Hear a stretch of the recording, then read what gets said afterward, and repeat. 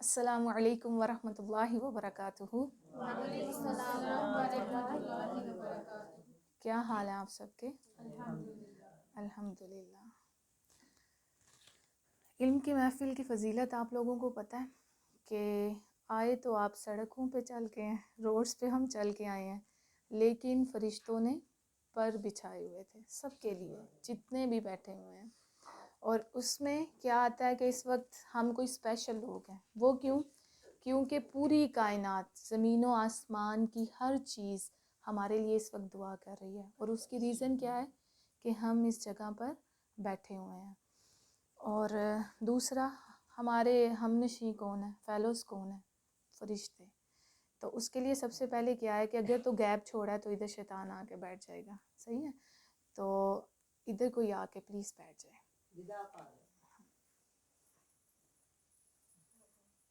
جزاک اللہ خیر۔ اب فرشتے بھی ہمارے ساتھ بیٹھیں گے، ٹھیک ہے؟ شیطان کو ہم نے نکال دیا۔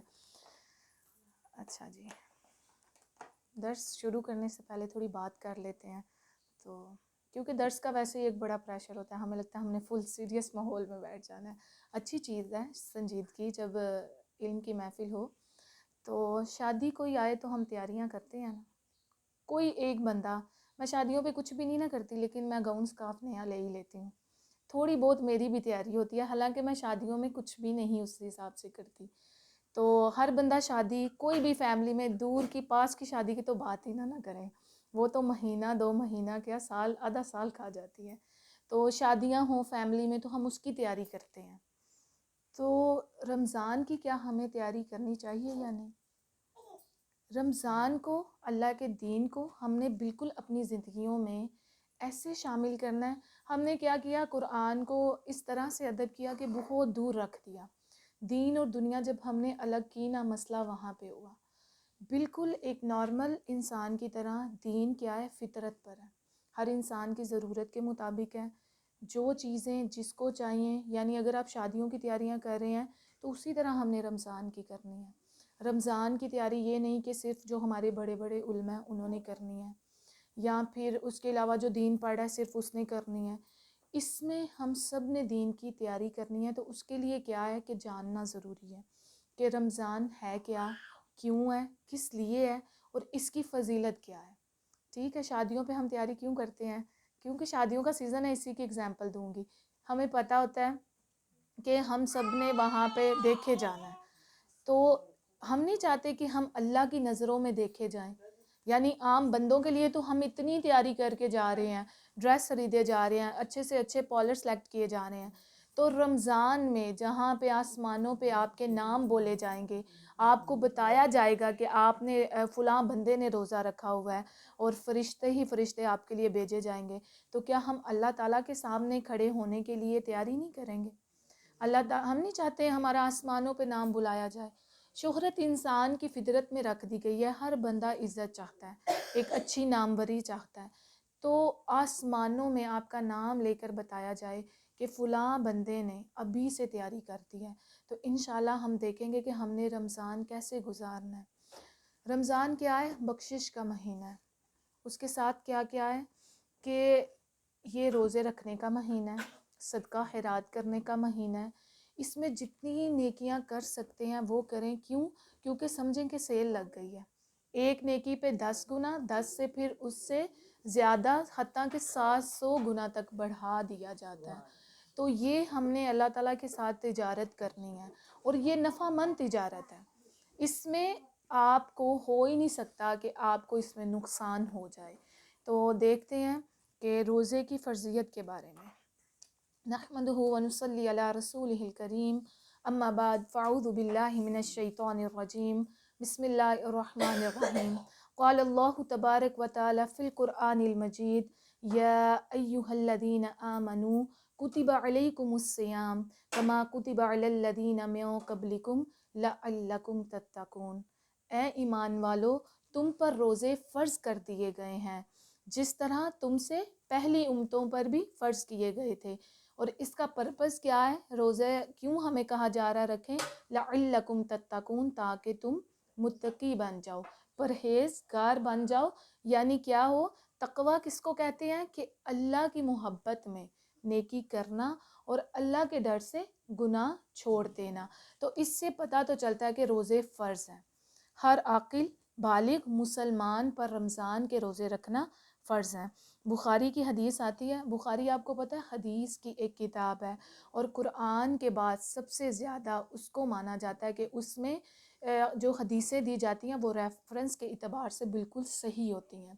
تو اس میں کیا ہے کہ ایک شخص رسول اللہ صلی اللہ علیہ وسلم کے پاس آیا، کہتا ہے مجھے بتائیں مجھ پر کتنے روزے فرض کیے گئے ہیں؟ تو رسول اللہ صلی اللہ علیہ وسلم نے فرمایا تھا کہ تم پر رمضان کے روزے فرض کیے گئے ہیں، یعنی اگر سال میں 12 مہینے ہیں، ڈیفینیٹلی 12 ہیں، تو اس میں کیا ہوتا ہے کہ 11 مہینے آپ کو پابند نہیں کیا گیا، لیکن صرف ایک ماہ آپ نے روزے رکھنے ہوتے ہیں، اور اس کا دینی اعتبار سے فائدے کے ساتھ ساتھ دنیا کا بھی بہت فائدہ ہے۔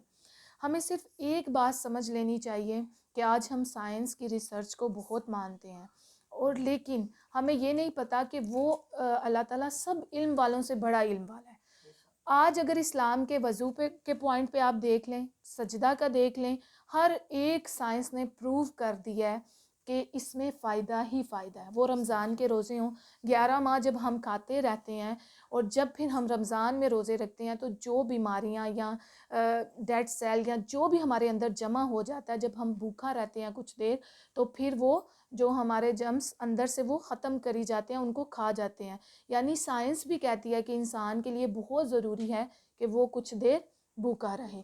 اب ہم نے اپنے دلوں کو ٹٹولنا ہے کہ سائنس کی باتوں پہ تو ہمیں یقین ہے، حتیٰ کہ دانت کیسے صاف کرنے ہیں یہ بھی رسول اللہ صلی اللہ علیہ وسلم نے بتا دیا ہے، اور اس کے بعد سائنس کی بات جھوٹی ہو سکتی ہے کہ پہلے وہ کہتے تھے کہ اوپر سے نیچے کریں تو ٹھیک ہے، پھر دائیں سے بائیں، لیکن جو رسول اللہ صلی اللہ علیہ وسلم نے کہہ دیا وہ ہر سائنسدان سے بڑا ہے۔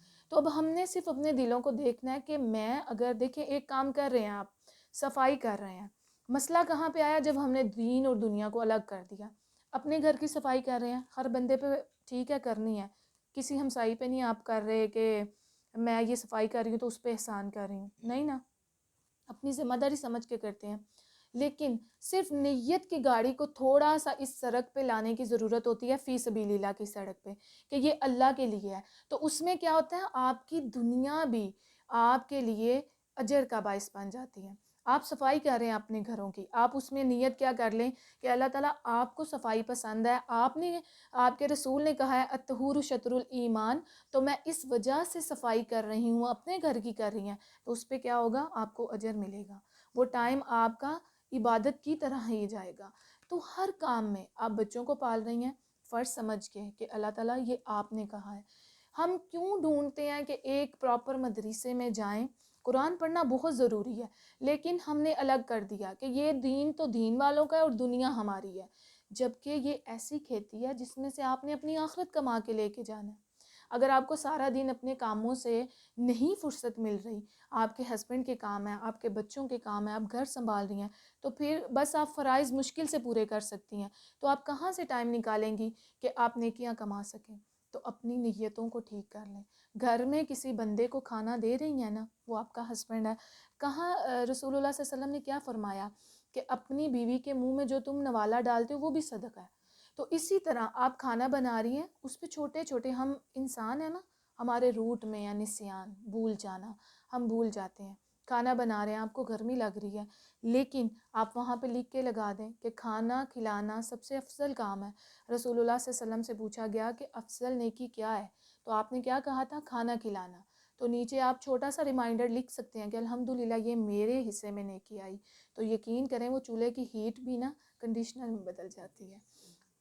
کیونکہ سارے معاملے دلوں کے ہیں۔ باہر کا موسم کوئی فرق نہیں کرتا کہ باہر کیا چل رہا ہے، باہر خوشی ہے، غم ہے، سب چیز کا تعلق اس دل کے ساتھ ہے، اور یہ دل کس کے ہاتھ میں ہے؟ اللہ کی 2 انگلیوں کے ہاتھ میں ہے۔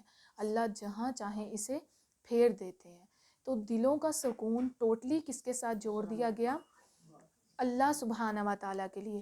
اب ہم دیکھتے ہیں کہ 11 ماہ ہمیں ہمارے گھر، ہماری چیزیں اس طرح سے نہیں ٹائم دے رہی کہ ہم اس کو مینیج کر سکیں، ہم چیزوں کو دیکھ سکیں، تو اللہ نے کیا کیا؟ رمضان میں آپ پہ گھر کی ڈیوٹی کم کر دی۔ ہر بندہ روزے میں ہوتا ہے، چلیں دن کا کھانا تو گیا، تو اللہ نے آپ کی ڈیوٹی کم کی، کس لیے؟ کہ آپ تھوڑی سی اللہ کے لیے بھی ڈیوٹی کر سکیں۔ تو رمضان وہ مہینہ ہے کہ رسول اللہ صلی اللہ علیہ وسلم، ایک نیک بندہ جو اللہ کے بڑے قریب ہوتا ہے، ہم اس کو کہتے ہیں کہ آپ دعا کریں، اور جب وہ آمین کہہ دے کہیں نہ کہیں لگتا ہے اچھا یہ اللہ کے اتنے قریب ہے تو ہماری دعا ضرور قبول ہوگی، لگتا ہے نا۔ تو وہ دعا سوچیں جس پر رسول اللہ صلی اللہ علیہ وسلم نے آمین بولا ہو۔ تو کیا تھا کہ رسول اللہ صلی اللہ علیہ وسلم نے، آپ نے وہ سنا ہوگا، بڑی عام سی حدیث ہے کہ سیڑھیاں ممبر کی چڑھ رہے تھے، 3 بار آمین بولا۔ تو اس میں ایک کیا تھا کہ جبرائیل علیہ السلام نے کہا کہ خلاقت ہے اس شخص کے لیے، جہنم ہے اس شخص کے لیے کہ جس نے رمضان پایا لیکن اس میں اپنی بخشش نہیں کروا سکا۔ تو اس پہ رسول اللہ صلی اللہ علیہ وآلہ وسلم نے کیا بولا تھا؟ آمین۔ تو وہ دعا کیا قبول ہونا اس کا مقدر نہیں ہوگی، جس پہ 2 جہانوں کے رحمت العالمین جن کو کہا گیا ہے، وہ اللہ کے محبوب بندہ کیا کہہ رہا ہے کہ آمین۔ یعنی اگر آپ کی زندگیوں میں رمضان آ رہا ہے اور وہ آپ پہ کوئی فرق نہیں ڈال رہا، وہی روٹین ہے، موبائل یوز کر رہے ہیں یا پھر وہی آپ کی اپنی جو ایکٹیویٹیز ہیں آپ انہی میں لگے ہوئے ہیں، تو وہ دعا جس پر جبرائیل مانگنے والے، آمین کہنے والے رسول اللہ صلی اللہ علیہ وسلم کہ خلاقت ہے اس شخص کے لیے، جہنم ہے جو رمضان کا مہینہ پائے اور اس میں اپنی بخشش نہیں کروا سکا۔ تو ہم نے کیا کرنا ہے؟ رمضان میں کوشش کرنی ہے کہ اپنے گناہ معاف کروا لیں۔ یہ ہر بندہ ایک ایم بنا لے، اٹھتے بیٹھتے استغفر اللہ پڑھتے رہیں، جتنا پڑھیں گے۔ اور استغفر اللہ ایک ایسی چیز ہے کہ یہ پوری دعائیں جو بھی آپ کی نیڈس ہیں نا، آپ کی ضرورت ہے، آپ کو پرابلم آ رہی ہیں، اس میں اللہ تعالیٰ کیا کہتے ہیں کہ میں مدد کروں گا بیٹوں کے ساتھ، سورۃ نوح کی آیات ہے، اور اس کے بعد میں کیا کروں گا؟ رزق دوں گا، یعنی آسمان کو برسنے والا تم پہ بھیج دوں گا کہ کھلا رزق دوں گا اور جنت بھی مل جائے گی۔ ایک انسان کی لائف میں اگر یہ تینوں چیزیں اس کو مل جائیں تو آپ کے حال سے کچھ اس کو اور چاہیے؟ ایک اولاد بیسک چیز ہوتی ہے، دنیا میں رہتے ہوئے کھانا، اور اس کے بعد آخرت میں مسلمان کی وش کیا ہوتی ہے کہ مجھے جنت مل جائے۔ تو یہ تینوں چیزیں صرف ایک لفظ میں آ رہی ہیں، اور وہ کیا ہے؟ استغفر اللہ۔ چلیں جی، تو دیکھتے ہیں کہ رمضان کی فضیلت کیا ہے۔ رسول اللہ صلی اللہ علیہ وآلہ وسلم نے فرمایا جب رمضان کا مہینہ آتا ہے تو آسمان یعنی جنت کے دروازے کھول دیے جاتے ہیں اور جہنم کے دروازے بند کر دیے جاتے ہیں اور شیاطین کو جکڑ دیا جاتا ہے۔ کہ اب ہم میں سے بڑے لوگ کویسچن کرتے ہیں کہ شیاطین تو بندے ہوئے ہیں، پھر بھی رمضان میں انسان کیوں گناہ کر لیتا ہے، کیوں غلطی کرتا ہے؟ تو وہ ہمارے نفس کو عادت ہو چکی ہوتی ہے، ہم نے اس کو اتنی پریکٹس کروائی ہوتی ہے کہ وہ استغفر اللہ اس چیز کا عادی ہو چکا ہوتا ہے، اس کو فرق نہیں پڑتا رمضان ہے، شبان ہے یا کیا چیز چل رہی ہے۔ تو ایک مسلمان غافل زندگی کبھی بھی نہیں گزارتا، کبھی بھی مسلمان یہ نہیں کرے گا۔ آپ کو پتہ ہے کہ وہ حدیث اتنا ڈرا دینے والی ہے، تقریباً ہر اپنے درس میں مینشن کرتی ہوں کہ جس بندے کو 40 یا 60 سال عمر دے دی جائے نا، اللہ تعالیٰ کہتے ہیں میں اس کی کوئی حجت نہیں سنوں گا۔ اس سے نہیں میں کہوں گا کہ کوئی کہہ دے اللہ تعالیٰ میں قرآن کا ترجمہ اس لیے نہیں پڑھا کہ میرے گھر والے اجازت نہیں تھے دیتے، ہوتی ہے نا کچھ فیملی سخت، مجھے کالج پڑھنے میں میرا اتنا ٹائم چلا گیا، یا پھر کیا اللہ تعالیٰ شادی کے بعد میرا سسرال اچھا نہیں، انہوں نے جانے نہیں دیا، پھر ہم کیا کہیں میرے گھر کے کام بہت تھے۔ تو یہ ریزن یہ ہم انسانوں کو بہلانے کے لیے دے سکتے ہیں۔ کبھی تصور کریں کہ ہم اللہ اور اس کے رسول کے سامنے کھڑے ہیں، تو آپ ان کو کہیں گے کہ مہمان آگے تھے، ٹھیک ہے یہ زندگی کے کام ہیں، یہ ساتھ چلتے ہیں، لیکن آپ تھوڑا، روز تو مہمان نہیں نہ آتے ہمارے گھر، روز تو سب اتنا کام نہیں ہوتا، کبھی کبھی ہوتا ہے، اس سے ہم چھٹی بھی کر سکتے ہیں۔ تو دیکھیں کہ اللہ اور اس کے رسول کے سامنے آپ کھڑے ہوں کہ اگر نبی صلی اللہ علیہ وسلم کی زندگی کو دیکھا جائے تو انہوں نے اپنی بیٹیوں سے آگے دین کو رکھا، اپنی ذات سے آگے دین کو رکھا، کہ ایک پیغمبر ہو اور کفار مکہ کیا کر رہے ہیں کہ وہ سجدے پہ گئے تو اوپر نعوذ باللہ آپ کے اوجری رکھ دی گئی کہ آپ سجدے سے اٹھ نہیں سکتے تھے، کہیں پہ اپنی ذات انہوں نے دیکھی۔ طائف والوں نے کیا حال کیا تھا کہ وہ جو دعا پیچھے پڑ گئے تھے، 3 کلومیٹر تک رسول اللہ صلی اللہ علیہ وسلم بھاگتے رہے ہیں اور وہ پیچھے سے پتھر مار رہے ہیں، باتیں کر رہے ہیں۔ کیا ہم سب کے اتنے مشکل حالات ہیں؟ کیا اس قدر ہیں؟ تو کیا ہم کل رسول اللہ صلی اللہ علیہ وسلم کو کہیں گے کہ وہ قرآن، وہ مشن جس کے لیے آپ نے اتنی محنت کی، ہم کیا کیا؟ ہم نے اس کے لیے کوئی محنت نہیں کی، ہمیں اسکول، کالج، گھر، بچے، انہوں نے ہی نہیں فرصت دی۔ کام کرنے والے ہر حال میں کام کرتے ہیں۔ کم از کم قرآن کا ترجمہ تو ہر مسلمان کو آنا چاہیے نا. کیا ہم نے اللہ کو جانا؟ عربی ہماری لینگویج ہی نہیں ہے. ہم نے عربی پڑھ دی تو کیا ہم نے قرآن کا حق ادا کر دیا؟ بالکل بھی نہیں. ہم نے تو تلاوت بھی ٹھیک سے نہیں کی، کیونکہ تلاوت کے لفظ میں آتا ہے کہ جب آپ لفظ پڑھیں، اس کا عربک ٹیکسٹ پڑھیں، تو اس کا پیچھے پیچھے آپ کو ترجمہ بھی آئے. تو اس میں کیا ہے کہ رمضان آپ لوگوں کو ایک دیا جا رہا ہے، ایک چانس دیا جا رہا ہے کہ خود کو بدل لیں. دنیاوی ذمہ داریاں آپ پہ کم ہوں گی، لیکن ہم نے خود ان کو بڑھا لیا. ہم نے بڑی بڑی دعوتیں پلان کر لی، افطاریاں پارٹی رکھ لی کہ چلو جی، اس میں کوئی روزے کی جو روح تھی نا بیسک، وہ نہیں رہی. باقی ہم دوسری چیزوں میں چلے گئے. تو یہاں کیا بتایا؟ جنت کے دروازے کھول دیے گئے ہیں. صاف آپ کو بتا دیا گیا یہ سیل لگی ہے، یہ یہاں پہ چیزیں پڑی ہوئی ہیں، جس نے جو پک کرنا ہے وہ کر لے. یعنی اس میں اب کوئی آپ کے لیے روک ٹوک نہیں ہے. اگر کوئی نہیں لیتا تو پھر کیا ہے؟ یہ اس کا اپنا ہی خسارہ ہے. آگے کیا ہے کہ ابو ہریرہ بیان کرتے ہیں کہ رسول اللہ صلی اللہ علیہ وسلم نے فرمایا، جو شخص ایمان کے ساتھ خالص اللہ کی رضا کے لیے رمضان کے روزے رکھے تو اس کے پہلے تمام گناہ معاف کر دیے جاتے ہیں. اور یہ کیا ہے؟ یہ بخاری کی حدیث ہے.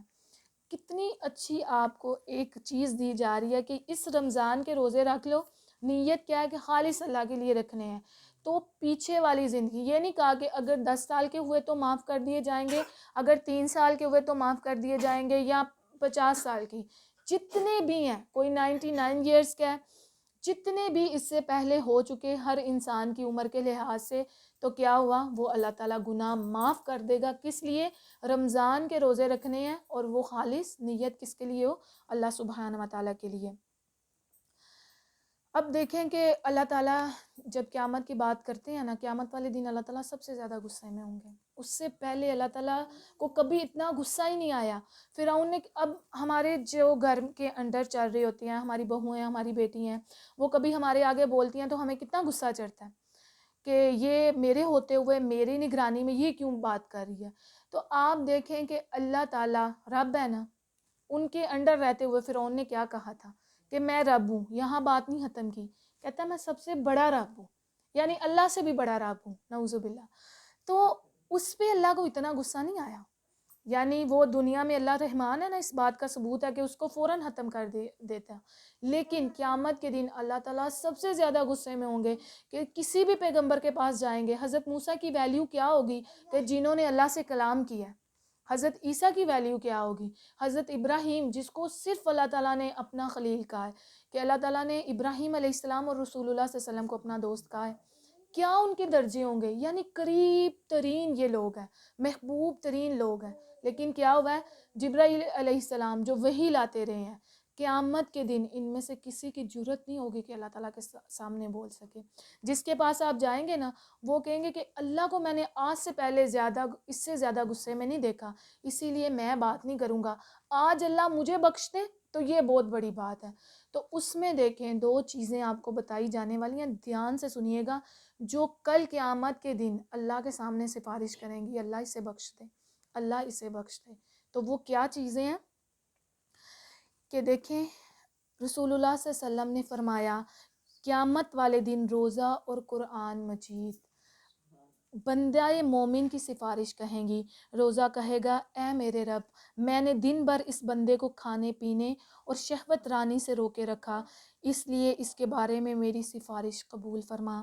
اور قرآن کہے گا اے میرے رب، میں نے اسے رات بھر سونے سے روکا، اس لیے اس کے بارے میں میری سفارش قبول فرما. تو دونوں کی سفارش قبول کر لی جائے گی. یعنی جب آپ کے اتنے قریبی پیرنٹس، ساری دنیا بھی چھوڑ دیں نا، آپ کے والدین آپ کو کسی بھی حال میں اور کبھی بھی نہیں چھوڑتے. بہن بھائی آپ کی خدمتیں کرتے تھک جاتے ہیں، وہ کبھی نہ کبھی کہہ دیں گے اب خود کو سنبھال لو.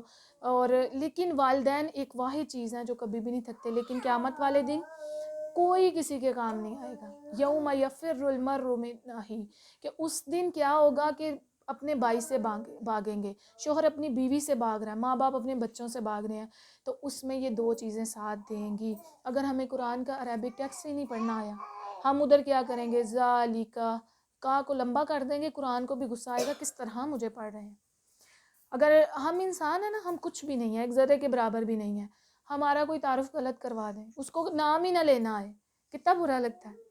کہ یہ کیا اس کو میرا نام ہی نہیں آ رہا، کہ ابھی سرٹیفکیٹ ہمیں ورک شاپ کے ملے ہیں تو مجھے زیادہ تر لوگ کیا کہتے ہیں، رابعہ ساجد نام ہے، رابعہ سجاد، تو میں نے کہا میرا نام سرٹیفکیٹ پہ رابعہ سجاد لکھ دیا. وہ یقین کریں اس سرٹیفکیٹ ملنے کی خوشی بھی میری چلی گئی کہ ادھر میرا نام ہی نہیں لکھا. تو یہ دیکھیں کہ ہم قرآن کے ساتھ معاملہ کیا کر رہے ہیں. زبر کو زیر پڑھ رہے ہیں، پیش کو پتہ نہیں کیا پڑھ رہے ہیں. تشدید کے لفظ تو مجھے لگتا ہے عورتوں کو آتے ہی نہیں. ریزن کیا ہے کہ ہم نے اس کو اہم نہیں سمجھا. یہ تو بتا دیا ہنڈیا سے ہی نہ بنانی آئی تو دنیا کا سب سے بڑا جرم ہے کہ اگر ہنڈیا نہ صحیح ہوئی، اگر یہ اتنے 10 مثالیں ہیں ان کے نام نہ آئے، یہ بھی جرم ہے. دنیا سیکھنی چاہیے، اس میں برائی نہیں، لیکن اگر صرف دنیا کے ہو گئے تو یہ بہت بڑی برائی ہے. یہ آپ کو خسارے کے علاوہ نہ کوئی نہیں. اللہ پوچھے گا وہ فلاں قورمہ کیسے بنتا ہے اور یہ چیز کیسے بنتی ہے. اگر جن لوگوں کو یہ آتی ہے بہت ویل اینڈ گڈ ہے، لیکن قرآن بھی تو آنا چاہیے نا، کہ اللہ کے سامنے آپ کھڑے ہوں، اللہ کی تعریف کیسے کریں گے. دل کرتا ہے نا، کبھی پیار آتا ہے اللہ پہ، دل کرتا ہے کہ ایسے بیٹھے بیٹھے پکاریں یا ربی، تو ہم کیا کہیں گے اللہ تعالیٰ کو. ہم تو یہ بھی ٹھیک سے نہیں کہہ سکتے سبحان اللہ و بحمدہ. ہم تو اس کو اللہ کے نام کو پتہ ہی نہیں پورا پڑھنا ہے کہ اس کو موٹا کر کے پڑھا جاتا ہے. تو کیا تعریف اس بندے کے سامنے کی جائے گی جب اس کی لینگویج کو سیکھا ہی نہیں ہوگا. تو قرآن کیا ہے کہ وہاں پہ سفارش کرے گا تو کس کی کرے گا؟ جس نے اس کا حق ادا کیا ہوگا. تو کوششیں شروع کر دیں زندگی میں. 1 گھنٹہ آدھا گھنٹہ آن لائن گھر بیٹھے کہیں نہ کہیں قرآن سے جڑ جائیں، اور کوشش کریں کہ ہم کیا کریں، ترجمے کے ساتھ پڑھ لیں. اور دوسرا کیا کریں کہ اس کو عربک ٹیکسٹ کو دیکھنا، ہمیں اوپر سے دیکھ کے پڑھنا آ جائے. تو کیا اس دن قیامت کے دن جب کوئی بولنے کی طاقت نہیں رکھتا ہوگا تو اس میں کون بولے گا؟ قرآن اور روزہ. تو یہ 2 چیزیں. اور رمضان آ رہا ہے، بڑے بڑے اسکالر جتنے بھی ہمارے اسلاف گزر چکے ہیں وہ دعا کیا کرتے تھے اللہ تعالیٰ رمضان کو ہمیں رمضان تک پہنچا دینا. یعنی یہ اتنا برکتوں والا مہینہ ہے کہ اس میں بخشش بہت آسان ہے، دعائیں بہت آسان ہیں. ہماری ریزن صرف یہ ہوتی ہے کہ ہم نے اس کی پلاننگ نہیں کی ہوتی. تو اس کی آج سے ہی پلاننگ کریں. انشاءاللہ بعد میں آپ کو بتاؤں گی کہ کس انداز سے اور کیا کیا پلاننگ کرنی ہے انشاءاللہ. اچھا جی، ابو ہریرہ سے روایت ہے کہ رسول اللہ صلی اللہ علیہ وسلم نے فرمایا جب رمضان کی پہلی رات آتی ہے تو شیاطین اور سرکش جنوں کو جکڑ دیا جاتا ہے اور جہنم کے دروازے بند کر دیے جاتے ہیں. ان میں سے کوئی دروازہ کھلا نہیں رہتا اور جنت کے دروازے کھول دیے جاتے ہیں. ان میں سے کوئی دروازہ بند نہیں کیا جاتا. اور ایک اعلان کرنے والا اعلان کرتا ہے اے نیکی کے طلبگار آگے بڑھ اور اے برائی کے طلبگار رک جا. کہ فرشتے آپ کو وارننگ دے رہے ہیں، آپ کو موٹیویٹ کر رہے ہیں کہ ٹھیک ہے نیکی کرو. اور تو کیا کر رہے ہیں کہ گناہ سے رک جاؤ. لیکن صرف علم کی معرفت کی کمی ہے کہ ہمارا ان باتوں پہ بلیو نہیں بنتا. کیوں صحابہ کرام کو دنیا میں رہتے ہوئے جنت کی خوشبوئیں آ رہی ہیں، ہمیں تو کبھی نہیں آئی. کیوں؟ کیونکہ ہم نے کبھی اس کو فیل ہی نہیں کیا. ہم نے محسوس کرنا ہی نہیں چاہا کہ اللہ سبحانہ و تعالیٰ ذات کیا ہے. تو یہ کیا ہو رہا ہے کہ پکارا جا رہا ہے فرشتوں کے تھرو. کبھی اللہ تعالیٰ آپ کو بتا رہے ہیں، کبھی پیغمبر بھیج رہے ہیں کہ انسان ہدایت پر آ جائیں. دنیا نے نہ ہم سے پہلے لوگوں کو وقت دیا اور نہ ہمارے سے بعد میں دے گی اور نہ ہمیں دے گی. ہمیں خود اپنا وقت اللہ کے لیے نکالنا ہے اور پھر انشاءاللہ ساتھ اس میں وہ ایسی برکت ہوگی دنیا خود بخود بن جاتی ہے. ہم اکٹھے کر کے لوگ قرآن پڑھاتے ہیں نا گھروں میں، سب کا بلیو بچپن سے بن گیا ویسے کریں گے تو ہمارے گھر میں برکت آئے گی. تو آپ سوچیں جب قرآن کو آپ اپنی زندگیوں میں لے آئیں گے تو کیا آپ کے زندگیوں میں برکت نہیں آئے گی؟ آپ کو خود سمجھ نہیں آئے گی ہمارے گھر کیسے بنے، ہمارے گھر چل کہاں سے رہے ہیں، اور یہ کیا ایک اطمینان سا دل میں لے کے ہم بیٹھے ہوئے ہیں. انشاءاللہ اولادیں بھی جب اللہ کے حوالے کی جائیں نا تب ہی وہ کنٹرول میں آ سکتی ہیں. ہم انسانوں کی وسعت ہی نہیں ہے. ایک پیغمبر ہو کہ نوح علیہ السلام اپنے بیٹے کو شرک سے نہیں بچا سکے تو ہم کیا سمجھتے ہیں؟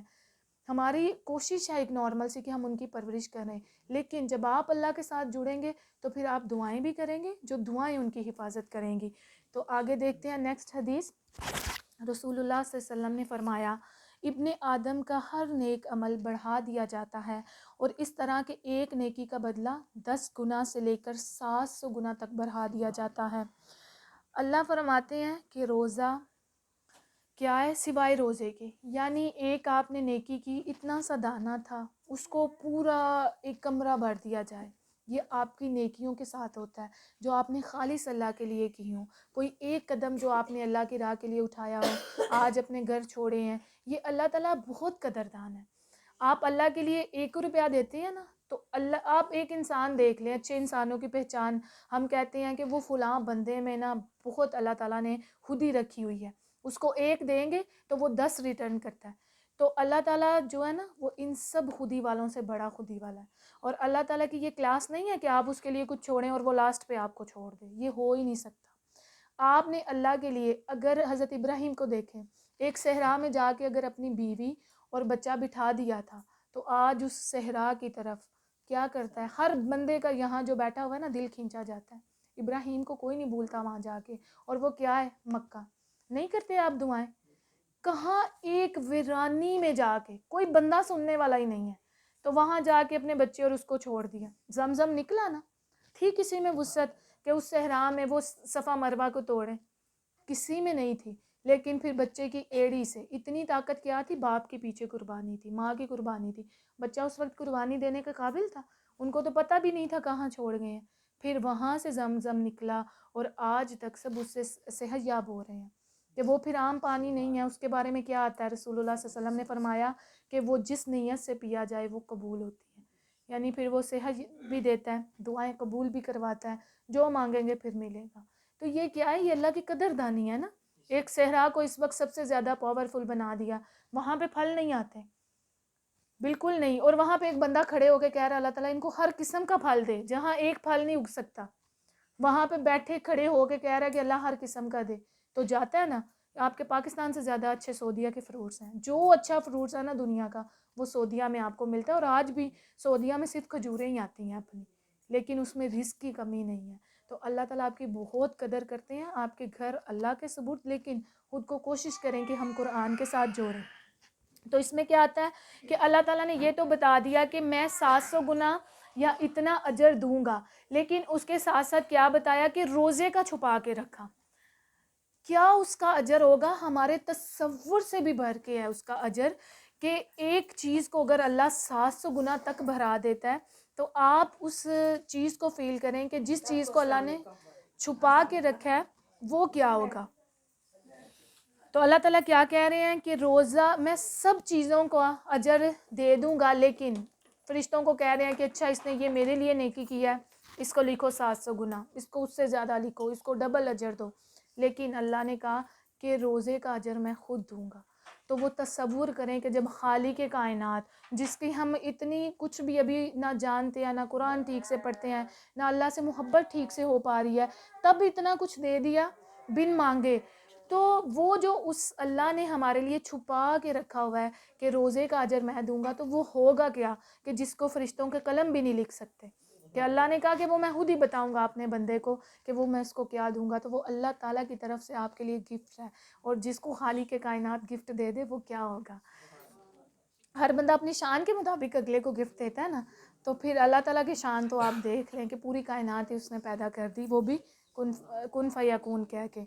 تو کیا ہوا کہ اللہ تعالیٰ کہتے ہیں کہ ابن آدم اگر میرے لیے روزہ رکھتا ہے تو میں کیا کروں گا کہ اس کو میں ہی اجر دوں گا. اور روزے دار کے لیے 2 خوشیاں ہیں. ایک اس وقت کہ جب وہ روزہ افطار کرتا ہے، اور دوسری کب کہ پھر وہ میں اس کو قیامت کے دن دوں گا. وہ اللہ تعالیٰ نے سیکرٹ رکھی ہوئی ہے سب سے. انشاءاللہ اللہ تعالیٰ ہمیں توفیق دے کہ ہم اس اجر کو پا سکیں. اب دیکھیں کہ اللہ تعالیٰ کی قدردانی کیا ہوتی ہے. کہ اللہ تعالیٰ کہہ رہے ہیں جب ہم زیادہ دیر روزہ رکھتے ہیں ایک اسمیل سی آتی ہے منہ سے، تو اللہ تعالیٰ اس کو کیا کہہ رہے ہیں کہ کستوری سے بھی زیادہ وہ میرے ہاں پسندیدہ ہے، اس سے بڑھ کے وہ میرے ہاں خوشبو پسندیدہ ہے. آپ دیکھیں کوئی بھی اچھے برانڈ کا پرفیوم لگا لیں، کستوری وہ ہے. تو اللہ تعالیٰ نے اس سے اس کو تشبیہ دی ہے کہ میرے نزدیک وہ ہے. کہ اللہ کی راہ میں جاتے ہوئے کوئی چوٹ لگے، کوئی آپ کی دنیاوی پرسنالٹی کم لگے یا کچھ بھی ہو، لیکن کوئی قدر کرے نہ کرے اللہ تعالیٰ خود اس کی قدر کرتے ہیں. تو اب کیا ہے کہ یہ بہت اہم مسئلہ کہ چاند دیکھ کر روزہ رکھنا چاہیے اور چاند دیکھ کر ہی عید کرنی چاہیے. اب یہ ایک بہت مسئلہ ہے جس میں بڑا اختلاف پایا جاتا ہے ہمارے پاکستان میں. ہمارا بچپن سے گلا ہے، ہمارا ایک روزہ کھا گئے، سبھی کا گلا ہوتا ہے نا، ہمارا روزہ کھا گئے. تو اس میں کیا ہے کہ یہ انشاءاللہ حدیث کی روح سے ثابت کریں گے امت کو نا اختلاف میں نہیں پڑنا چاہیے. رسول اللہ صلی اللہ علیہ وسلم نے کیا کہا کہ چاند دیکھ کر روزہ رکھیں. اب ہمارے ہاں پاکستان کا سسٹم کیا ہے کہ ہمارے اوپر بڑے موجود ہیں. اگر وہ روزہ کھاتے ہیں نا تو اس کا گناہ آپ کو اور مجھے نہیں ہوگا. ہمیں کہا گیا کہ ان کی اطاعت کر لیں. چاند تو ہم خود دیکھ نہیں سکتے, تو ان کی ڈیوٹی لگا دی, مطلب ان کی اسٹڈی ہے اس میں, سائنس میں, اور پھر اس کے بعد ایک علماء میں سے بھی مفتی کو بٹھا دیا. تو اس میں اب آج کے بعد یہ گلہ نہیں کرنا ہمارا روزہ کھا گئے نا تو ان کے سر پہ گناہ ہوگا. تو اس میں کیا ہے کہ رسول اللہ صلی اللہ علیہ وسلم نے فرمایا کہ چاند دیکھ کر روزہ رکھنا چاہیے. تو جب آپ کو کہہ دیا جائے, ہماری حکومت کی طرف سے اعلان آ جائے کہ روزہ, تو اس میں ہی سب نے روزہ رکھنا ہے. اور جب عید کا کہا جائے تو ہم نے تبھی عید کرنی ہے, اختلاف نہیں کرنا. قرآن کی آیت ہے کہ اے لوگو جو ایمان لائے ہو اللہ کی, رسول کی اور اولو الامر کی اطاعت کرو, جو تم پر کیا کر دیے گئے ہیں, امیر بنا دیے گئے ہیں. ٹھیک ہے, تو اگر اللہ اور اس کے رسول کی بات سے نہیں ٹکراتی تو ہم ان کی اطاعت کریں گے. اللہ کے نبی نے کہا چاند دیکھ کر روزہ رکھیں. ہر بندے کی نظر میں فرق ہو سکتا ہے نا, آپ کو نظر آ گیا مجھے نہیں آیا, تو اس کے لیے ایک حکومت پوری بنی ہوئی ہے, اسی کی اطاعت کریں گے. اور روزے کا دکھ آج کے بعد انشاءاللہ دل سے نکلا. ٹھیک ہے انشاءاللہ. اس میں کیا ہے کہ چاند کے متعلق ایک مسلمان کی بھی گواہی کافی ہے. اگر کوئی ایک بھی کہہ دیتا ہے کہ چاند نکل آیا ہے تو اس کا کیا مطلب ہے کہ ہم سب روزہ رکھ لیں گے. اور یہ حکومت نے آسانی کی ہے, آج کل ہمیں حکومت کی طرف سے پتہ چل جاتا ہے. ابن عمر بیان کرتے ہیں کہ لوگوں نے چاند دیکھنے کی کوشش کی, بس میں نے رسول اللہ صلی اللہ علیہ وسلم کو خبر دی کہ میں نے دیکھ لیا ہے, تو آپ نے روزہ رکھا اور لوگوں کو بھی حکم دیا کہ وہ بھی روزہ رکھ لیں. کہ یہ حضرت عمر کے بیٹی کی گواہی پہ کہہ دیا گیا. وہ چاند جو حضرت عمر کو نظر نہیں آیا, ابو بکر کو نظر نہیں آیا, حضرت علی کو, یعنی نہیں بھی ہوتا, یہ فرق شروع سے ہے. رسول اللہ صلی اللہ علیہ وسلم بھی کہہ رہے ہیں کہ ابھی سب لوگ دیکھ رہے تھے کہ چاند نظر آیا یا نہیں, تو ایک بندے کے کہنے پہ انہوں نے کیا کیا, رسول اللہ صلی اللہ علیہ وسلم نے روزہ رکھ لیا اور سب کو کہا کہ آپ بھی روزہ رکھیں. تو یہ جو ہمارے پاکستان میں اختلاف چلتا ہے, ہم ایک دن پہلے رکھ لیتے ہیں کہ یہ ہمارا روزہ مس نہ ہو جائے, تو ایسا کرنا جائز نہیں ہے. کیا کرنا ہے, صرف امیر کی اطاعت کرنی ہے. اگر وہ کچھ کر بھی رہے ہیں تو وہ ان کے سر پہ گناہ ہے, وہ آپ کو اور مجھے نہیں ہوگا. اب یہ ایک بیسک ہم سب میں بہت کامن چیز پائی جاتی ہے کہ ہم استقبال رمضان کے نام پہ روزہ رکھتے ہیں, ایک دن پہلے ہم روزہ رکھ لیتے ہیں. تو یہ ابو داؤد کی حدیث ہے, ٹھیک ہے, ریفرنس کے ساتھ بتا رہی ہوں. تو اس میں کیا ہے کہ رسول اللہ صلی اللہ علیہ وسلم نے فرمایا, تم میں سے کوئی شخص رمضان سے ایک دن یا 2 دن پہلے روزے نہ رکھے, البتہ جو شخص کسی دن یعنی سوار یا جمعرات وغیرہ کا روزہ رکھتا آیا ہو تو وہ رکھ لے. مسلم میں بھی یہ حدیث آئی ہے اور بخاری میں بھی. اس کا کیا ہے کہ اگر تو آپ رکھتے ہیں جمعرات اور سمار کا روزہ, عادت ہے, پتہ نا یہ سنت ہے, اگر تو وہ آپ رکھتے ہیں اور رمضان سے ایک دن پہلے جمعرات آ گئی ہے اور آپ کی وہ روٹین ہے, تب تو آپ رکھ سکتے ہیں. لیکن اسپیشلی اس لیے کہ میں رمضان کا استقبال کرنے لگا ہوں, تو کسی حدیث سے یہ روزہ ثابت نہیں, یہ ہمارے ایک دل کی چاہ ہے. تو ہم نے دلوں کو بھی کس کے انڈر کرنا ہے, اللہ سبحانہ و تعالیٰ کے. ٹھیک ہے, یہ نیکی اور نیک خواہش میں بہت زیادہ یہ والا فرق ہوتا ہے. نیکی کیا ہوتی ہے کہ جس کا اللہ نے آپ کو آرڈر دیا, جو رسول اللہ صلی اللہ علیہ وسلم نے کہا ہے, اور ایک ہوتا ہے کہ میری یہ خواہش ہے کہ میں کر لوں. تو اس میں کیا کرنا ہے کہ ہم نے سب سے آگے اللہ اور اس کے رسول کی خواہش کو رکھنا ہے انشاءاللہ. اور پھر کیا ہے کہ نصف شعبان کے بعد نفلی روزے نہیں رکھے جاتے, یعنی یہ شعبان کا مہینہ ہے اور اس میں کیا ہوگا کہ آپ 15 شعبان تک تو روزے رکھ سکتے ہیں, ان کی فضیلت ہے, رسول اللہ صلی اللہ علیہ وسلم نے رکھے بھی تھے, لیکن اس کے بعد آپ روزے نہیں رکھ سکتے, یہ منع کیے ہیں. کیوں؟ کیونکہ ایسے تو پھر کمزوری ہو جائے گی, اور جو بیسک فضیلت جن کی فرضیت قرآن سے ثابت ہے اس میں ہم ہو سکتے ہیں تھوڑا سا ہمیں ہماری ہیلتھ کے ایشو ہو جائیں. تو اسی لیے وہ پہلے 15 دن کیا ہے, اپنی صحت کا خیال رکھنا ہے, تاکہ رمضان کو ہم اچھے طریقے سے اچیو کر سکیں, اپنے گول جو ہم نے اس میں بنایا ہے, اور اس کے مقصد تک پہنچ سکیں. عمران آپ مجھے ٹائم بتا دیجیے گا جی. اچھا, اب یہ آتا ہے کہ فرض روزے کی جو نیت ہے وہ کیا ہے کہ وہ فجر سے پہلے کرنی ضروری ہے, لیکن اس کے لیے الفاظ کی ضرورت نہیں ہے. نیت کس چیز کا نام ہے؟ دل کے ارادے کا.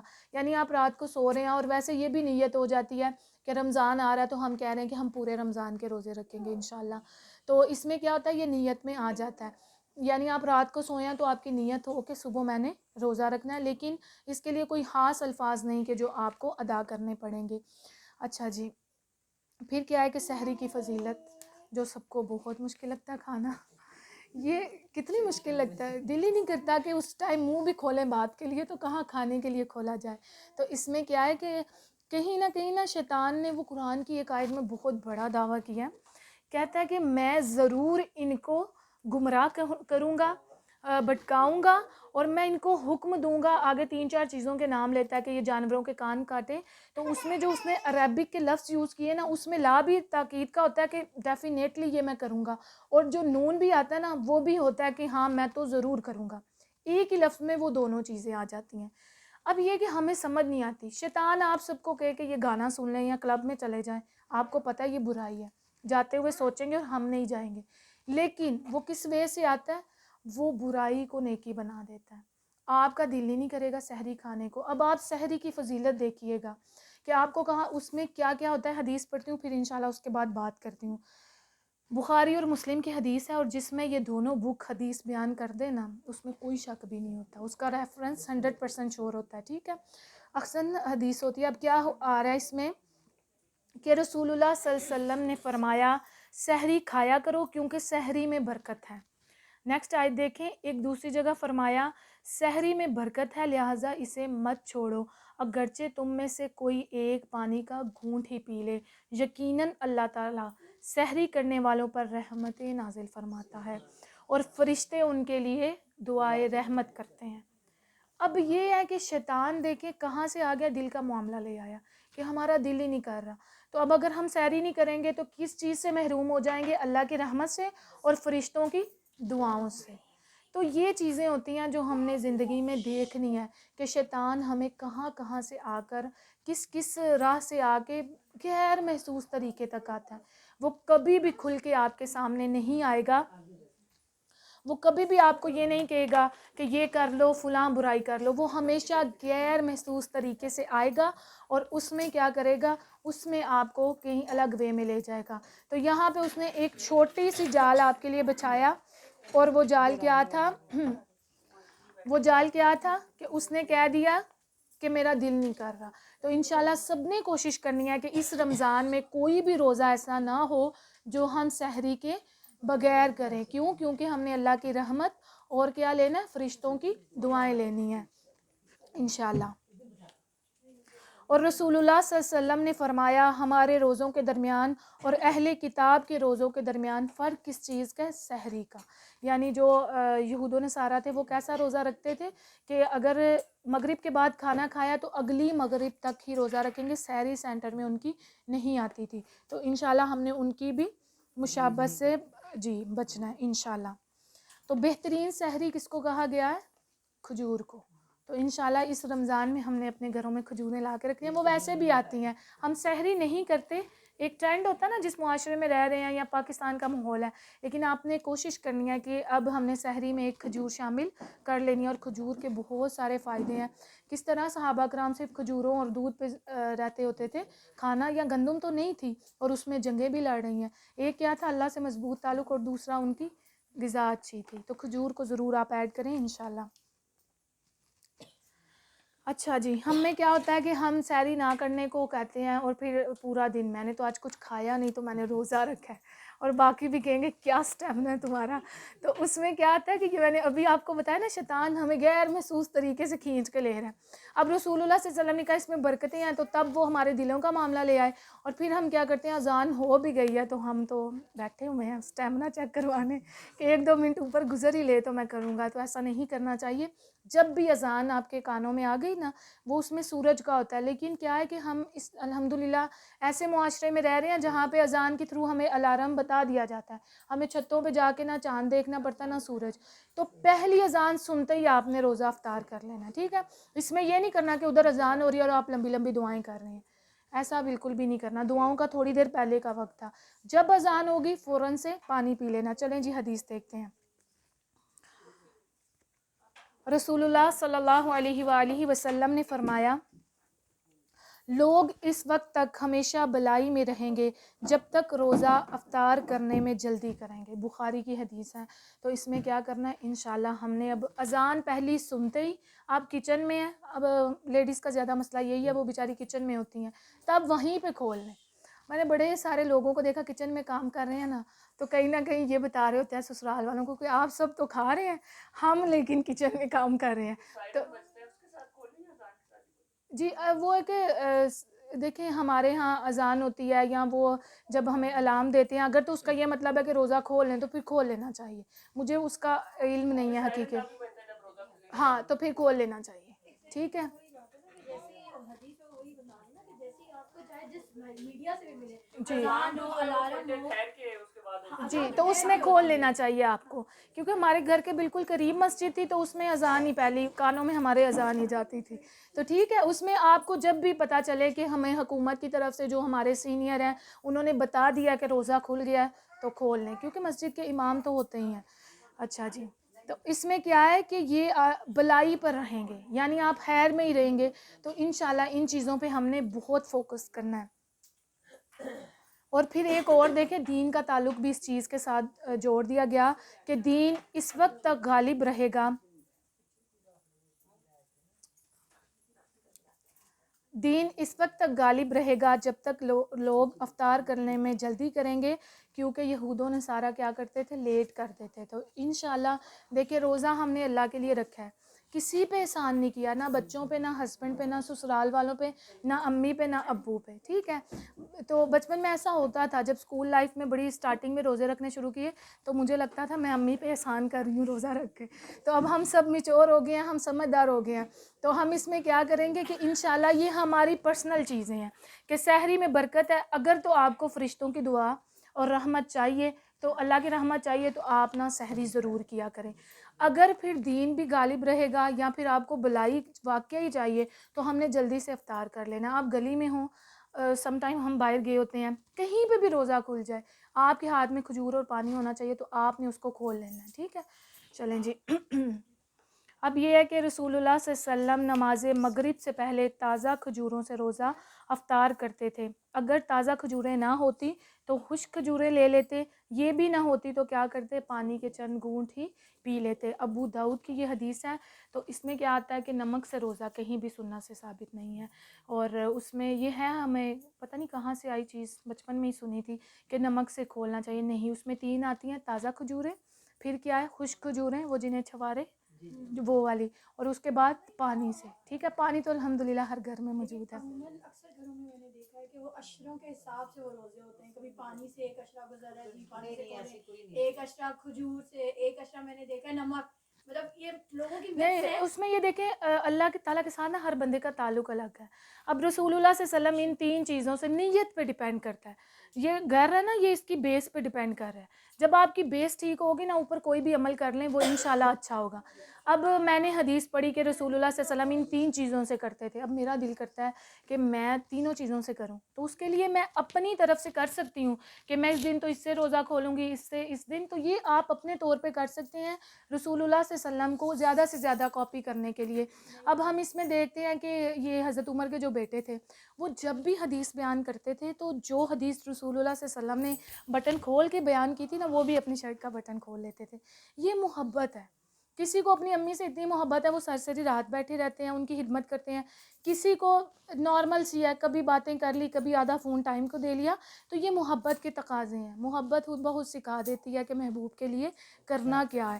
تو یہ رسول اللہ صلی اللہ علیہ وسلم سے محبت ہے. یہ 3 چیزیں ثابت ہیں، نمک کا کہیں پہ بھی نہیں آتا.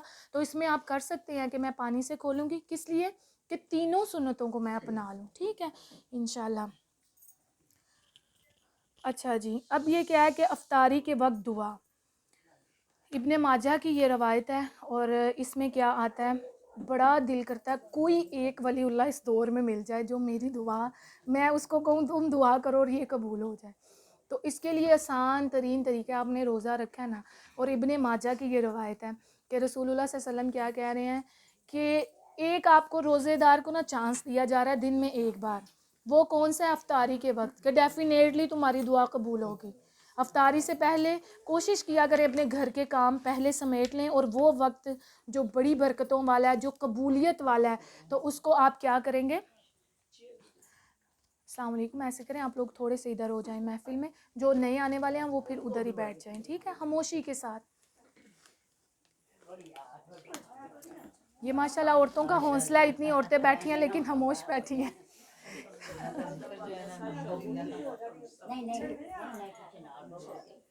تو یہ قرآن کی آیت ہے کہ جب تم مجالس میں بیٹھے ہو تو اس میں کشادگی پیدا کرو، ٹھیک ہے.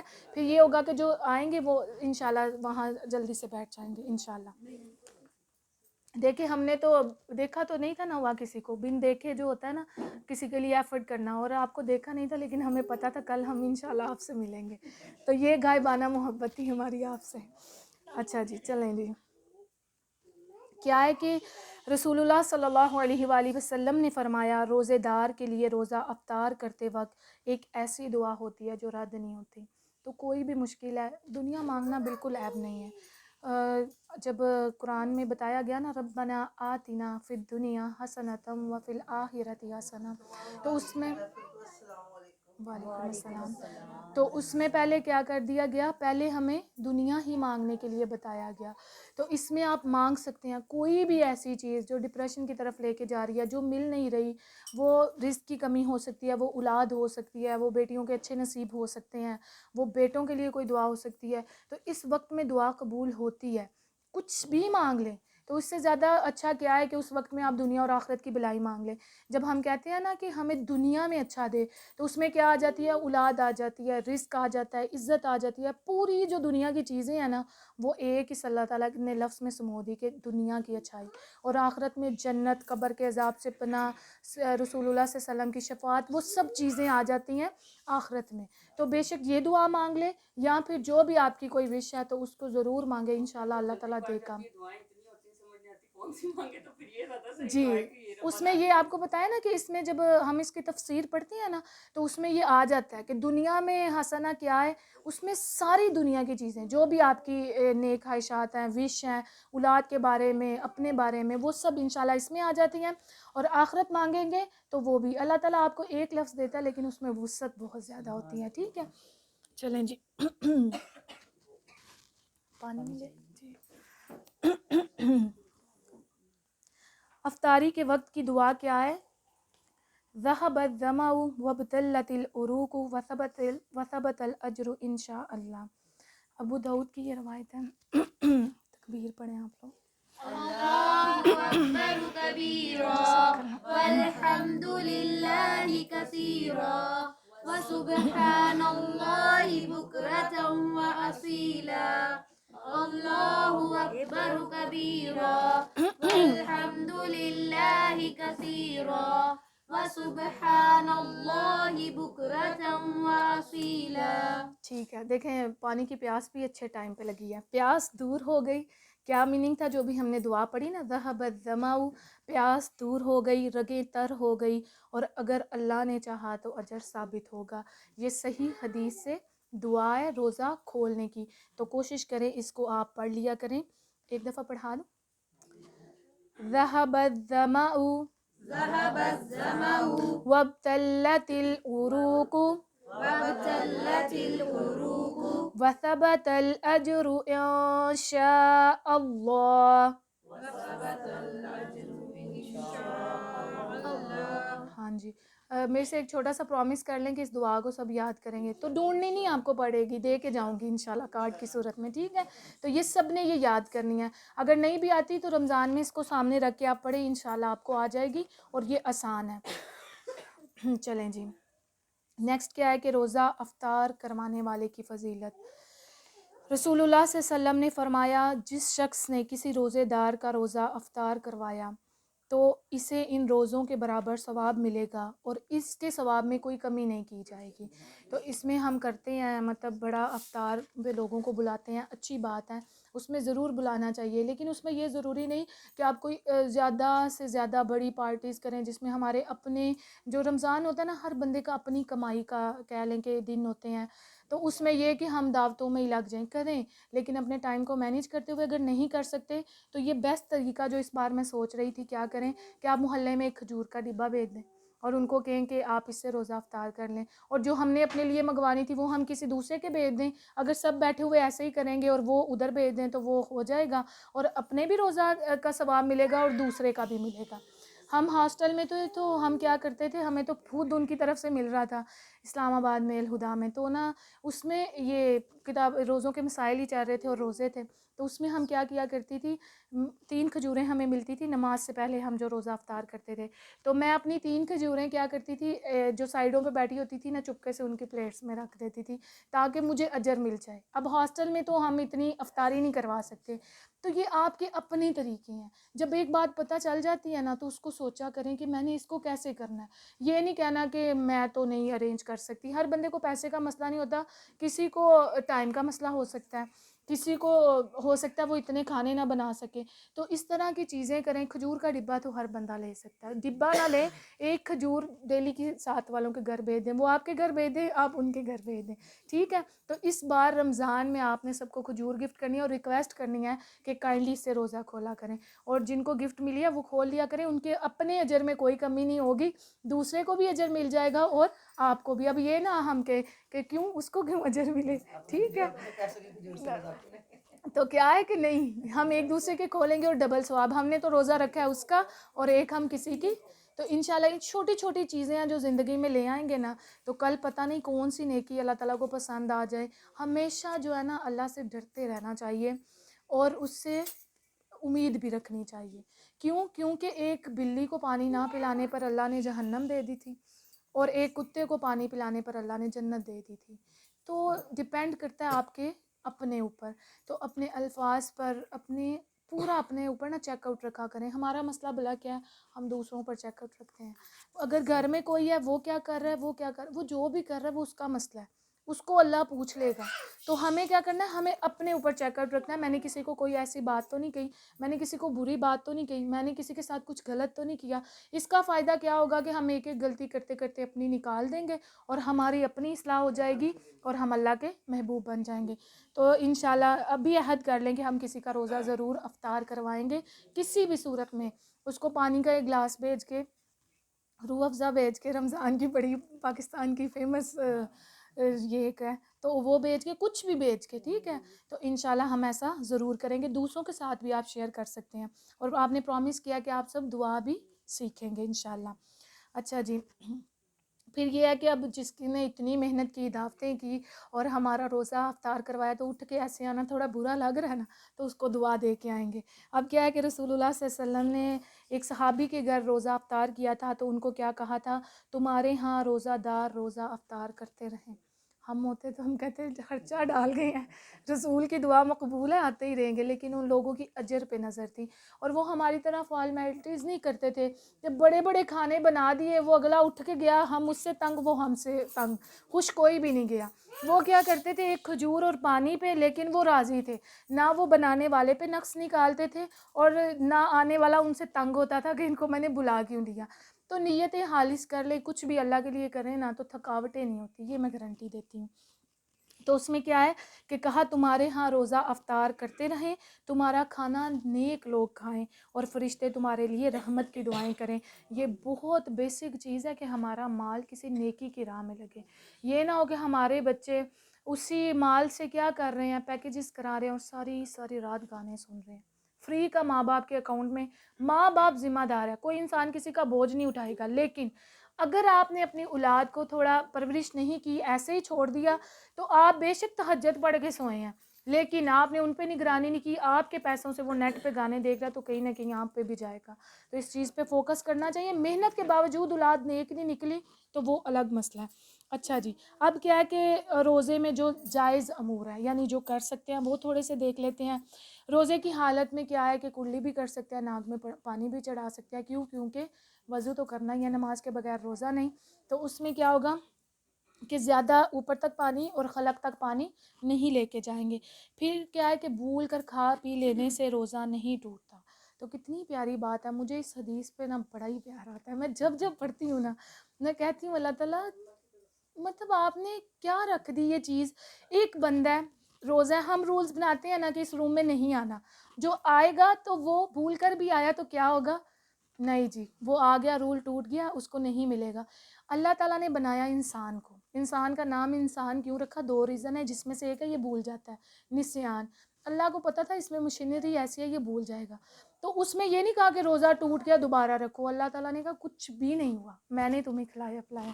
کہ کیا آتا ہے، جب کوئی بھول کر کھا پی لے تو وہ اپنا روزہ پورا کرے، کیونکہ اسے اللہ تعالیٰ نے کھلایا اور پلایا تھا۔ یہ ورڈز ہیں جن پہ مجھے واقعی پیار آتا ہے کہ ایسے ایک لاسٹ رمضان میں میرے ساتھ ہوا، میری عادت ہے میرے ہاتھ میں باٹل ہو نا پانی کی، میں ایویں سپ لیے جاتی ہوں، تو مجھے نہیں پتا روزہ بند کر دیا اور میں باٹل لے کے ابھی بند ہی ہوا تھا تو پکڑ کے اذکار کر رہی تھی تو ساتھ ساتھ پانی پیتی جا رہی ہوں، بھول گئی کہ روزہ بند ہو چکا ہے۔ تو اس میں بعد میں نے کہا کہ مجھے تو پیاس بھی نہیں تھی، میں کیوں پانی پی رہی تھی؟ تو مجھے یہ حدیث کے لفظ یاد آئے کہ اسے اللہ کھلاتا اور پلاتا ہے، تو مجھے اتنا پیار آیا کہ اچھا یہ اللہ تعالیٰ اس ٹائم چاہ رہے تھے کہ میں پانی پیوں حالانکہ مجھے پیاس نہیں۔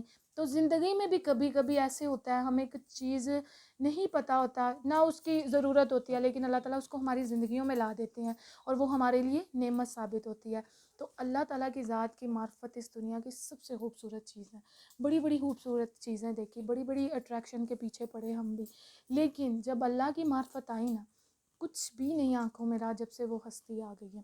تو آگے کیا ہے کہ روزہ دار دن کے کسی بھی حصے میں مسواک اور ٹوتھ پیسٹ استعمال کر سکتا ہے۔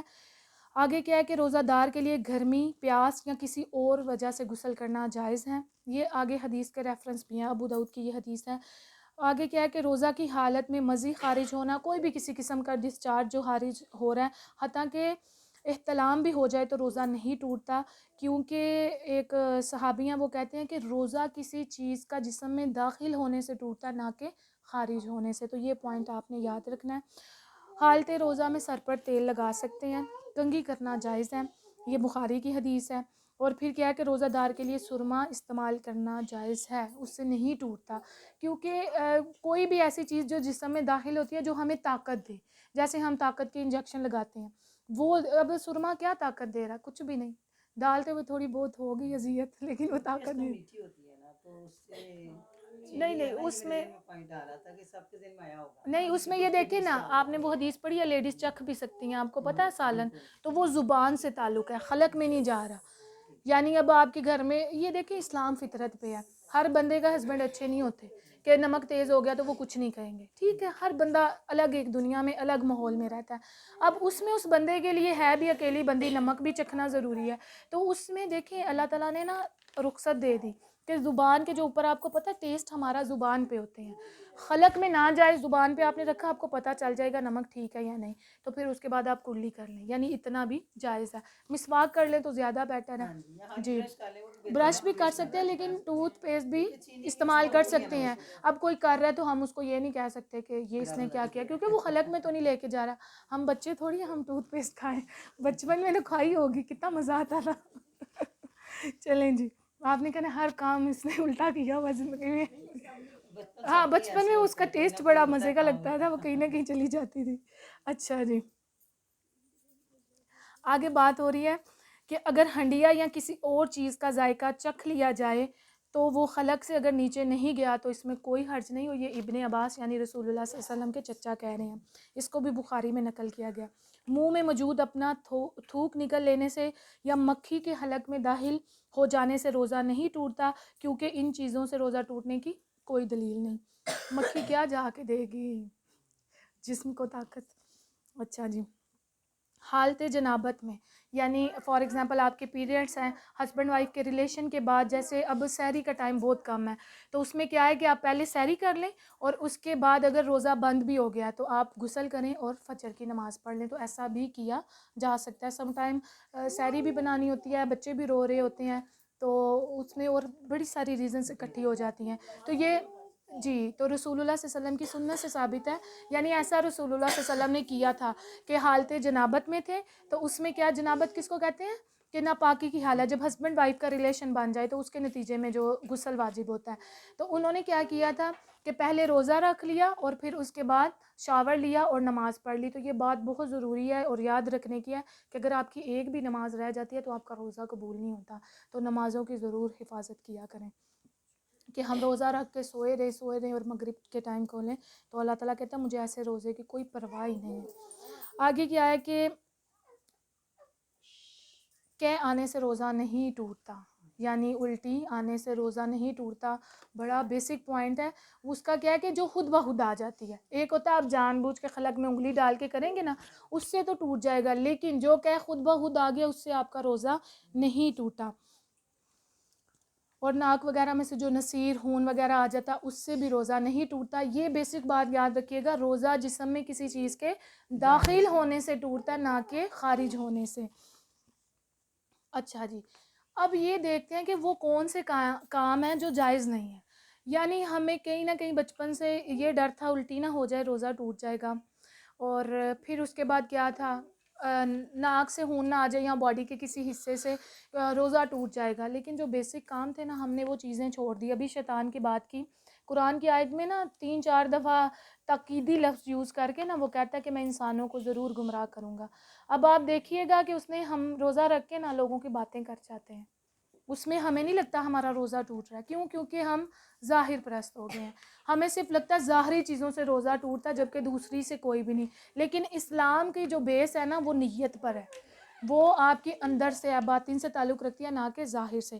تو روزہ دار کے لیے غیبت کرنا, لڑائی جھگڑا کرنا, جھوٹ بولنا, گالی دینا اور ناجائز کام کرنا جائز نہیں. رسول اللہ صلی اللہ علیہ وسلم نے فرمایا جس شخص نے جھوٹ بولا اور اس پر عمل کرنا نہ چھوڑا تو اللہ تعالیٰ کو کوئی ضرورت نہیں ایسے شخص کی وہ اپنا کھانا پینا چھوڑ بھی دے. تو اللہ تعالیٰ کہہ رہے ہیں کہ یہ صرف منہ باندھ کے لیٹے رہنا یا سوئے رہنا اور نمازیں بھی نہ پڑھنا اور ان چیزوں سے پرہیز بھی نہ کرنا تو پھر مجھے کوئی پرواہ نہیں. تو اپنے روزے کی آپ لوگوں نے خود حفاظت کرنی ہے. شیطان کہیں نہ کہیں ضرور آپ کو ٹھوکریں لگاتا رہتا ہے. کر دو بات, اس نے تم پہ ظلم کیا ہے, بات کر ہی دو, سکون آ جائے گا, دل کا غبار اٹھا کے باہر پھینک کے. تو اللہ کے سامنے تو آپ کہہ سکتے ہیں اللہ تعالیٰ فلاں بندہ یہ کر رہا ہے جو میری ہمت ختم ہو رہی ہے, اس میں آپ کی چگلی بھی نہیں ہوگی اور ایسا دوست ملے گا جو باہر بات بھی نہیں کرے گا, گناہ بھی نہیں, ثواب ملے گا ضرور شیئرنگ کا. تو اس میں کیا ہے کہ کسی بندے سے کوئی بات نہیں کرنی. آپ نے جو کوئی کر رہا ہے, میں نے پہلے بھی کہا ہے, وہ اس کا معاملہ ہے. تو اس میں کیا ہے کہ رسول اللہ صلی اللہ علیہ وسلم نے فرمایا کہ روزے دار کو چاہیے کہ کوئی فحش گوئی نہ کرے اور نہ شور مچائے, اور اگر کوئی اسے گالی دے یا اسے لڑنا چاہے تو اسے کیا کہے کہ میں روزے سے ہوں. صرف اتنا سا جواب آپ دے سکتے ہیں. پھر جو ہے کہ دیکھتے ہیں روزہ کن چیزوں سے ٹوٹتا ہے. جان بوجھ کر کھانے سے ڈیفینیٹلی سب کو پتہ ہے روزہ ٹوٹ جاتا ہے. حالت روزہ میں جمع کرنے سے مرد اور عورت دونوں کا روزہ ٹوٹ جاتا ہے, اور اس کا کفارہ بہت سخت ہے. یعنی کہ ایک غلام آزاد کرنا ہے یا پھر 2 ماہ کے مسلسل روزے رکھنے ہیں, اور پھر یہاں کیا ہے کہ 60 مسکینوں کو کھانا کھلانا ہے. پھر کیا ہے کہ عورت کو حیض یا نفاس شروع ہو جائے تو اس کا روزہ ٹوٹ جاتا ہے. اب یہ آپ کو پتہ ہے ہمارے ہاں بڑا اہم مسئلہ ہے کہ عصر کے بعد پیریڈس ہوں تو نہیں ٹوٹتا, لیکن آپ کا روزے سے 1 منٹ پہلے 1 سیکنڈ پہلے بھی اگر آپ کو پیریڈس آ گئے ہیں نا تو آپ کا روزہ ٹوٹ جائے گا, آپ اس کو پورا نہیں کریں گے. ٹھیک ہے, یہ عورتوں کے بیسک جاننے والے مسائل ہیں تو جو ہم جان سکتے ہیں اور جاننا ہمارے لیے ضروری ہے. بچے کو دودھ پلانے سے بالکل روزہ نہیں ٹوٹتا. وہی بات کہ جسم میں جانے سے روزہ ٹوٹتا ہے, خارج ہونے سے نہیں ٹوٹتا. چلیں جی, وقت اتنا ہی ہے, ہو گیا آئی ہوپ. باقی بڑی ساری چیزیں ہیں, تراویحوں کے بارے میں تھوڑا سا دیکھ لیتے ہیں. 2-3 باتیں کروں گی انشاءاللہ, پھر اپنا وائنڈ اپ کرتے ہیں. کہ ایک تو یہ کہ رسول اللہ صلی اللہ علیہ وسلم نے نماز تراویح کے بارے میں کیا کہا ہے. دیکھیے پورا سال ہمیں کہا بھی نہیں, تو کوشش کیا کریں کہ اس کو آپ ضرور اپنی زندگیوں میں لائیں. کہ رسول اللہ صلی اللہ علیہ وسلم نے فرمایا, بخاری کی حدیث ہے, جس شخص نے ایمان کے ساتھ خالص اللہ تعالیٰ کی رضا کے لیے رمضان میں قیام کیا تو اس کے پچھلے سارے گناہ معاف کر دیے جائیں گے. قیام کرنے والے کے لیے اتنی فضیلت ہے, جو کروا رہا ہے اس کی کیا فضیلت ہوگی. تو پھر کیا ہے کہ رسول اللہ صلی اللہ علیہ وسلم کیا کرتے تھے کہ 11 رکعت رمضان یا رمضان کے علاوہ اس سے زیادہ نہیں پڑھی. آپ کو پتہ ہے رسول اللہ صلی اللہ علیہ وسلم پر تہجد بھی پڑھی تھی. اب اس میں تراویح, تہجد, قیام اللیل, یہ تینوں ایک چیزیں ہیں اور ایک کے ہی 3 نام ہیں. تہجد کس کو کہتے ہیں؟ نیند سے اٹھ کے پڑھنے کو, وہی نماز کو.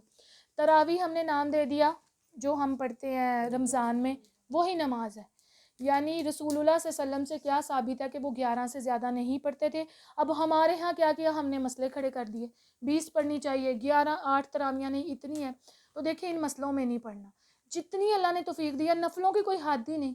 آپ 20 سے اوپر پڑھیں, آپ 8 پڑھیں, آپ 10 پڑھیں, جتنی توفیق ہے تو آپ ضرور پڑھیں. تو اس کو انشاءاللہ کیا ہوتا ہے کہ گناہ بخش دیے جاتے ہیں, پچھلے سارے گناہ معاف کر دیے جائیں گے. کہ ایسا کوئی وہ کمپیوٹر میں ڈیٹا جو پچھلا سارا گیا تھا نا, 1 کلک پہ سارا کلیئر. تو انشاءاللہ اس کو ضرور کریں. پھر کیا ہے کہ ہم سب کو پتہ ہے کہ قیام اللیل 2-2 رکعت کر کے ادا ہوتا ہے, اور اس میں یہ ہے کہ خواتین بھی شریک ہوا کرتی تھیں.